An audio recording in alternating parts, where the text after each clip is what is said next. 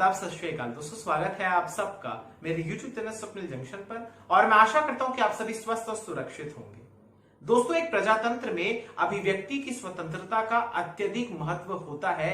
ये बातें आपने कई किताबों में पढ़ी होंगी और यकीन मानिए मेरा कि ये बातें केवल और केवल आपको पुस्तकों में ही मिलेंगी, क्योंकि जब आप हमारे देश के भीतर धरातल पर जाएंगे, जब आप हमारे देश के भीतर जमीनी स्तर पर जाएंगे, तो आपको ऐसे सैकड़ों उदाहरण मिल जाएंगे, ऐसे सैकड़ों प्रमाण मिल जाएंगे जहां पर इस अधिकार का, इस पंक्ति का सबसे ज्यादा मखौल उड़ाया गया है, सबसे ज्यादा मजाक उड़ाया गया है। क्योंकि हमारे देश की सच्चाई ये भी है, इस देश का अनूठा सच ये भी है कि जो राजनीतिक दल स्वयं को हमारे लोकतंत्र का सबसे बड़ा रक्षक कहते हैं या इस देश के लोकतंत्र का, प्रजातंत्र का सबसे बड़ा मसीहा कहते हैं, स्वघोषित तौर पर कहते हैं, वही इस देश के लोकतंत्र का सबसे बड़ा भक्षक भी है।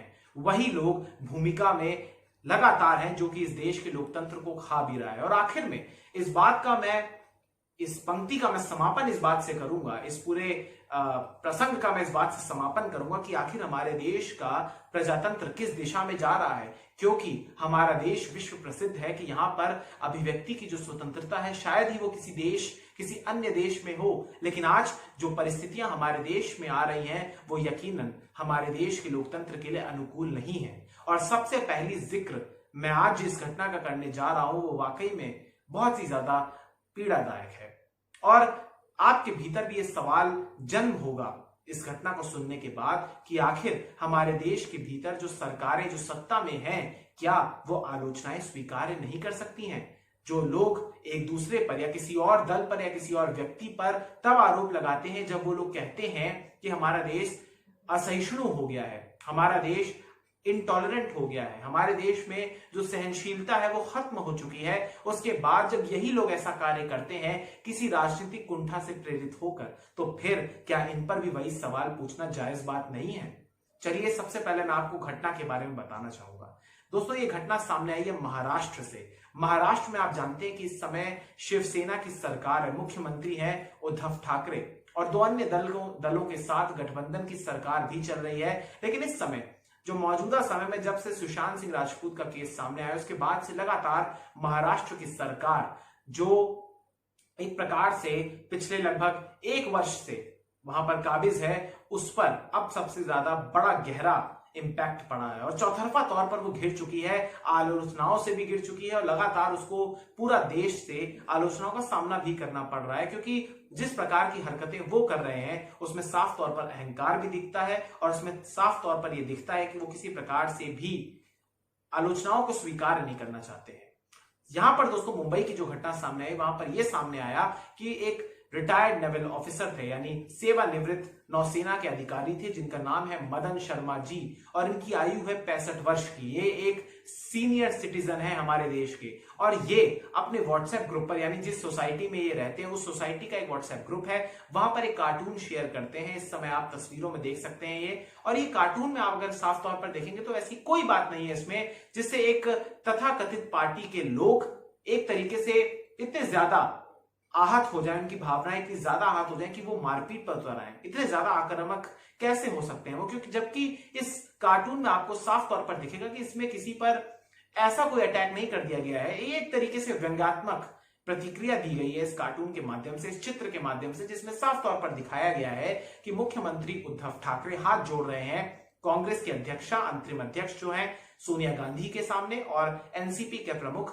शरद पवार के सामने। इस कार्टून में ऐसा क्या है जिसके बाद शिवसेना के जो समर्थक है वो इतने ज्यादा उत्तेजित हो गए कि वो इस नेवल ऑफिसर को मारने को आमादा हो गए? हमारे देश में पूर्व प्रधानमंत्री लाल बहादुर शास्त्री जी ने एक नारा दिया था, जो कि तब से हमारे देश के भीतर लगभग हर राजनेता इस नारे का जरूर कहीं ना कहीं, चाहे प्रेस कॉन्फ्रेंस में हो चाहे रैलियों में हो, इस बात का इस्तेमाल जरूर करते हैं इस नारे का।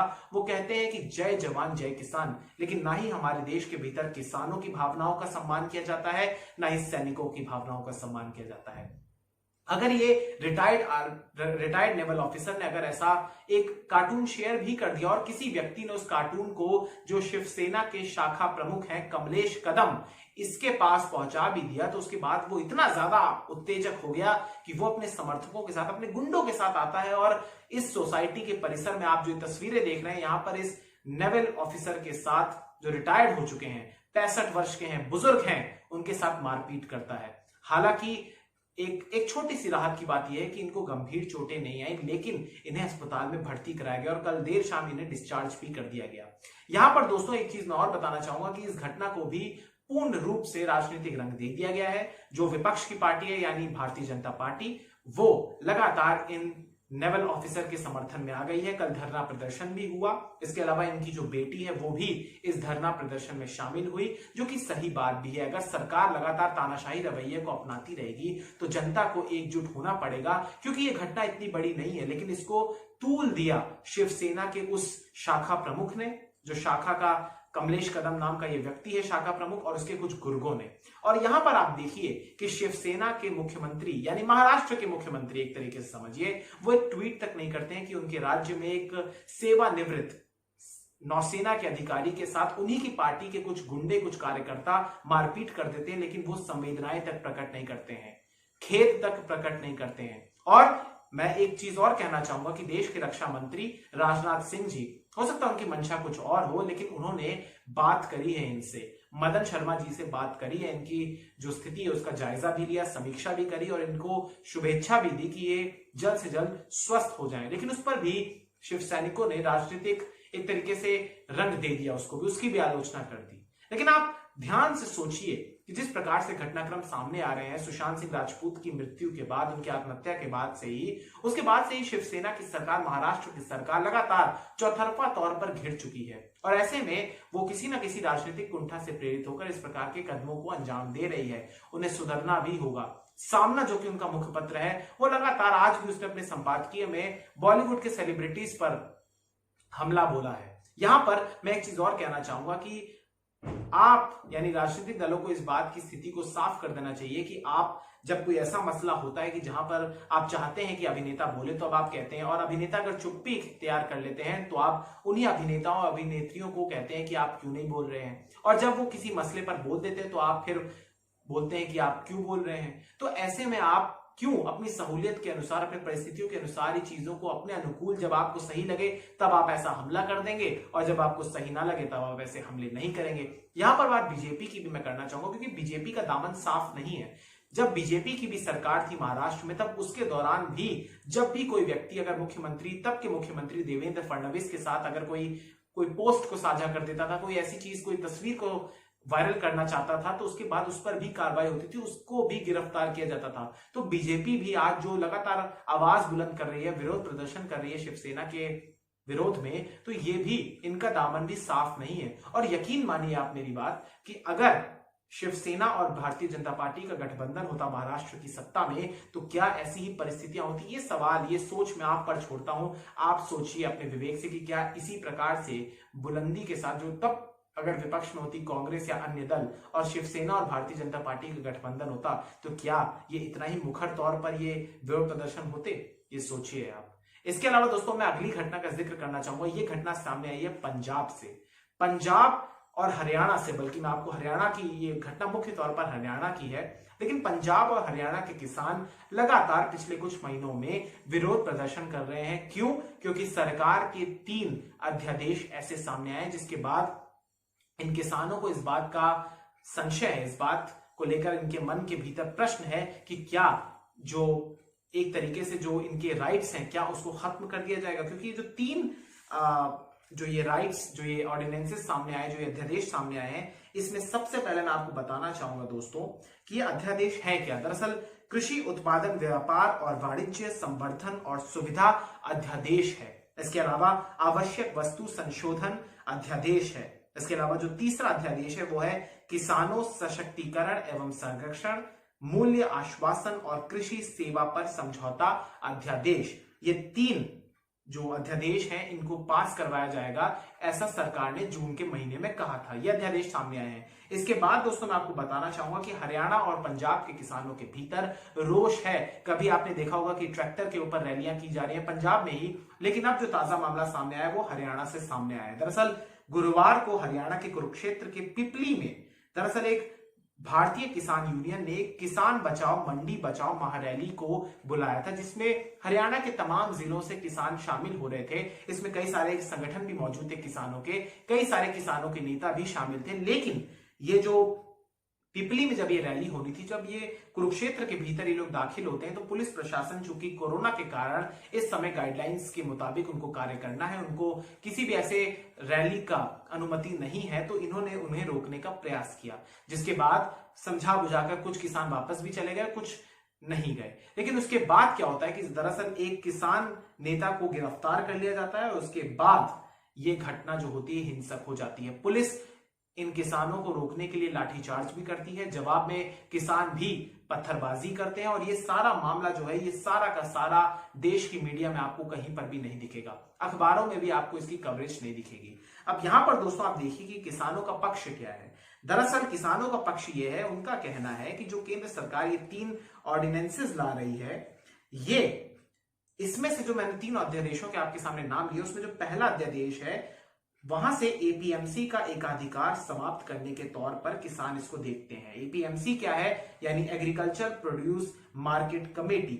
इसकी जो मंडियां होती हैं उसके बाहर बेचने और खरीदने की अनुमति देता है एपीएमसी। लेकिन किसानों का ऐसा मानना है कि इस पहले अध्यादेश से ही एपीएमसी के अधिकार को, जो एकाधिकार है, उसे समाप्त करने के तौर पर यह केंद्र सरकार का पहला कदम है। इसी के विरोध में किसान संगठनों का मानना है कि एकाधिकार समाप्त करने की दिशा में जो सरकार ये कदम उठा रही है, उससे सरकार का न्यूनतम समर्थन मूल्य यानी एमएसपी पर अनाज खरीदने की व्यवस्था को खत्म करने की दिशा में भी ये पहला कदम है। लेकिन सरकार का पक्ष में आपको बताना चाहूंगा, सरकार इस स्थिति पर कहती है कि केंद्रीय कृषि मंत्री नरेंद्र सिंह तोमर ने, जो कि केंद्र सरकार में मंत्री हैं, कृषि मंत्री हैं, उन्होंने कहा कि किसानों को बरगलाया जा रहा है, एपीएमसी पहले की तरह ही काम करती रहेगी। लेकिन यहां पर आप देखिए कि किसानों का विरोध प्रदर्शन जो पहले अध्यादेश पर है, यानी कृषि उत्पादन व्यापार और वाणिज्य संवर्धन और सुविधा, इस अध्यादेश के जो खिलाफ है, वहां पर किसानों की बात को भी सुनना चाहिए, क्योंकि मुख्य तौर पर पंजाब और हरियाणा के किसान इससे सबसे ज्यादा प्रभावित होंगे। हालांकि महाराष्ट्र के किसानों ने इस अध्यादेश का स्वागत भी किया है, लेकिन आपको यानी केंद्र सरकार को इन किसानों की भी बात सुननी चाहिए। लेकिन यहां पर क्या होता है कि राष्ट्रीय राजमार्ग जो कि दिल्ली से चंडीगढ़ के बीच है 44 को, और जीटी रोड पर भी नाकाबंदी कर दी जाती है पहले तो। उसके बाद किसानों से जुड़े जो 3 अध्यादेश हैं उनके खिलाफ ये तमाम जो किसान हैं ये सभी लामबंद हो जाते हैं, और फिर रोकने के लिए जब पुलिस आगे आती है तो इस दौरान लाठीचार्ज करती है, बल प्रयोग करती है पुलिस, और उसके बाद ये किसान भी आक्रामक हो जाते हैं और ये भी पत्थरबाजी करते हैं। दोनों ही ओर से, यानी पुलिसकर्मी भी घायल हुए हैं और कई किसान भी घायल हुए हैं।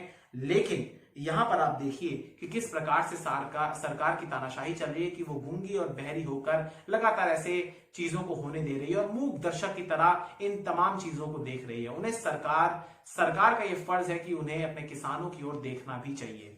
तो दोस्तों यहां पर आपको दिखता है, इस वीडियो के माध्यम से मैंने आपको इन 2 घटनाओं का जिक्र किया है। कल से संसद का सत्र भी शुरू होने वाला है, और यहां पर आप देखिए कि हो सकता है इस पूरे जो ये घटना हुई है इसकी आवाज कल संसद के सत्र में भी सुनाई दे। लेकिन आपको यहाँ पर साफ तौर पर दिखता है कि हर राजनीतिक दल यहाँ पर अभिव्यक्ति की स्वतंत्रता का हनन करता हुआ दिखाई दे रहा है उस अधिकार को, और कोई भी नहीं चाहता कि उनके विरुद्ध, उनके किसी आदेश के विरुद्ध, उनके किसी अध्यादेश के विरुद्ध कोई आवाज भी बुलंद करे। यहाँ पर आपने महाराष्ट्र की सरकार का एग्जाम्पल देखा, और अब आपने जो हरियाणा में भारतीय जनता पार्टी की सरकार है वहां का एग्जाम्पल देखा। इसके अलावा पंजाब का भी जिक्र, और पंजाब में कांग्रेस की सरकार है। लेकिन हमारा मीडिया किसमें बिजी है, आपको भली भांति ये बातें पता है। दोस्तों आपको ये वीडियो कैसी लगी मुझे कमेंट सेक्शन में जरूर बताइएगा। इस वीडियो को लाइक कर दीजिए, चैनल को सब्सक्राइब कर दीजिए। अगर आप मेरे चैनल पर नए हैं, बेल के आइकन को कृपया करके दबा दीजिएगा, ताकि जब भी मैं अपनी कोई भी वीडियो डालूं आप तक उसकी नोटिफिकेशन फौरी तौर पर पहुंच जाए। दोस्तों मुझे इजाजत दीजिए अगली वीडियो तक के लिए। बहुत बहुत शुक्रिया, बहुत बहुत धन्यवाद। जय हिंद, जय भारत, वंदे मातरम, इंकलाब जिंदाबाद, सत्यमेव जयते। नमस्कार।